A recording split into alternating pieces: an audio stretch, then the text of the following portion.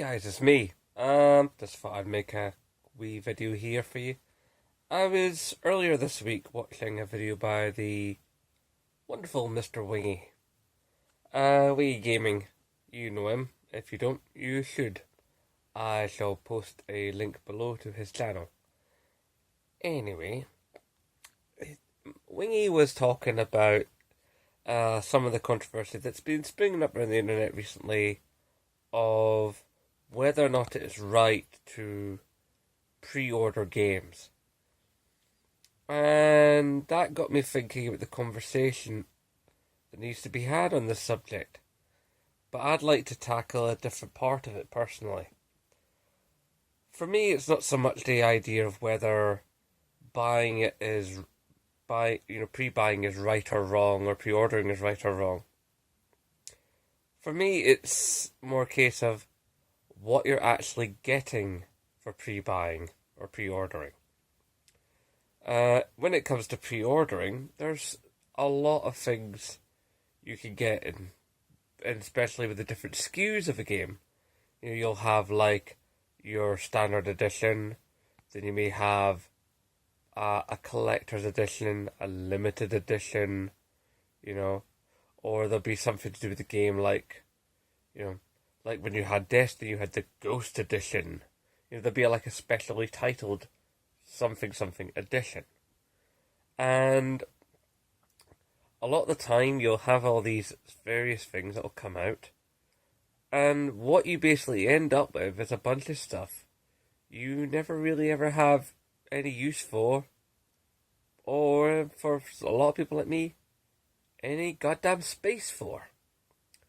For instance, I recently pre-ordered Batman Arkham Knight. Now, I had three options to me. I could order the standard game. I could order the Red Robin edition that comes with a bunch of extra DLC. Or I could order the super uber duper version, which comes with, I believe, a storybook, DLC, and a slightly transformable version of the Batmobile, so it turns into the Batmobile tank variant, which admittedly is very cool. But where would I put it? What would I do with it? And, it's like, it just takes up space to just collect dust. And for the amount of money it would cost me, it's like 3 games worth of money. It's like, could I really justify that to myself? Don't get me wrong, I have loved the Rocksteady Batman games. They have been brilliant. I played Arkham Asylum, I loved it. Played Arkham City, I adored it. Although admittedly I think Asylum is a bit more focused, but that's beside the point. And I think Arkham Knight is going to be truly, truly epic. But I just find myself questioning the value of these various, if you pre-order packs. I think what we want to do is have things that are actually worthwhile to us. DLC, brilliant. A t-shirt. Yeah, I could wear a t-shirt, that's cool. I don't give a toss about the collectability. It's like, if I've got a cool t-shirt to wear, that's a big bonus. Another PlayStation t-shirt or whatever, or a t-shirt with a game that I've just bought that I think is awesome. That's great. I love my Destiny t-shirt. Got that for being fifth in line.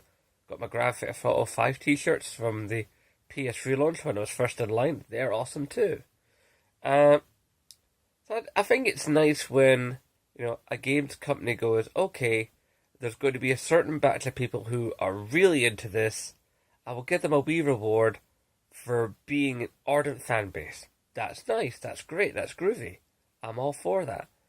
But when you start buying, statues and commemorative coins and art books, and it's just like, I don't give a crap. I really don't.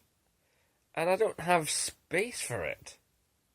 I have not a big house, but not a tiny house, but it's not exactly brilliant for storage. We've got a lot of stuff. I've got a 5-year-old. It's just like, nah, it's not worth it. The main thing that makes me buy any special edition is, does it make the game more awesome? If it makes the game more awesome, then I'll put up a little bit extra cash and I'll have it. If it's like say the season pass is bundled in for maybe a good few quid less than what it would normally be if I was to buy the season pass, at a later point after the game's release. Brilliant. Like I said, a t-shirt, brilliant. Hell, even a mug. I'm down with a mug. A mug's cool. Like, you can use that. That's something I would get, daily use out of. If you're going to give me things, in the game, then make sure they're useful to me. Doesn't seem like a big ask. But aside of the point of whether it's right or wrong, I think there has to be a personal judgment call. Do you think the game is worth it? Do you think you're going to be taken for a ride? Especially when it comes down to being a new IP.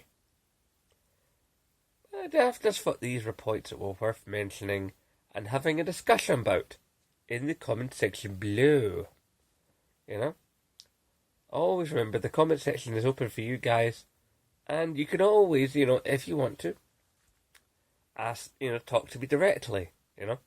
I'm there on Twitter, I'm there on PSN, and there's, you could even go to my channel page and go to the About section, leave me a comment or a question. I'm here for you because this is YouTube and this is a community, and I love it when you guys get involved, because a few you have in the past, and it's great because I get to connect with you guys. Anyway, you know the drill.